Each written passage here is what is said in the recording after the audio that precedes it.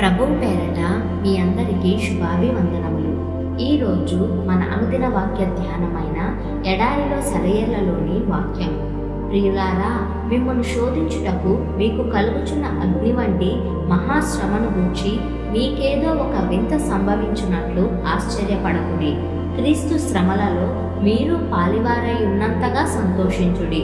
పేతురుకు రాసిన మొదటి పత్రిక 4వ అధ్యాయము 12-13 వచనములు. దావీదు వీణ శృతి కావాలంటే ఎన్నెన్నో లోటులు ఆయన సహించవలసి వచ్చింది.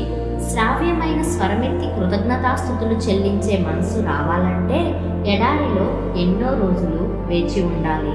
ఇందువల్లనే ఈ లోకంలో కృంగిన హృదయాలను ఆహ్లాదపరచగలుగుతాము.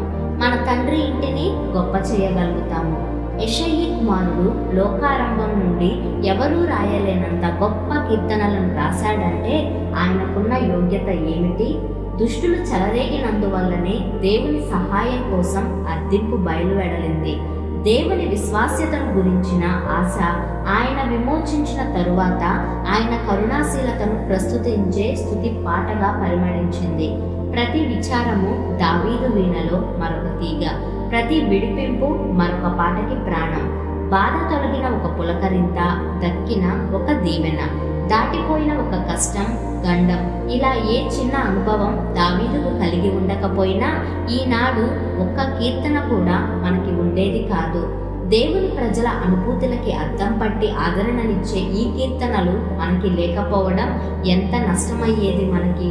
దేవుని కోసం కనిపెట్టడం, ఆయన చిత్త ప్రకారం బాధలను అనుభవించడం, ఆయన్ని తెలుసుకోవడం, ఆయన శ్రమల్లో పాలు పంచుకోవడమే ఆయన కుమారుని పోలికలోకి మారడమే. కాబట్టి నీ అనుభవం పెరగాలంటే, ఆత్మీయ అవగాహన కలగాలంటే విస్తరించనున్న నీ శ్రమలను చూచి గాబరాపడకు.